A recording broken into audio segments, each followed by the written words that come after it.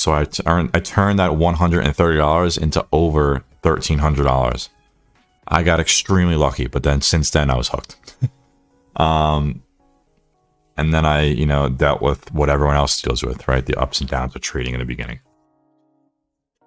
It takes years, right? It takes years and years and years to become consistent.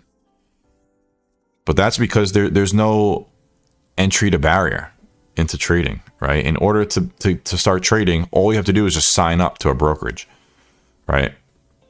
It should be like, you need a certificate or a license or something, right? Right? Like a doctor, it takes years.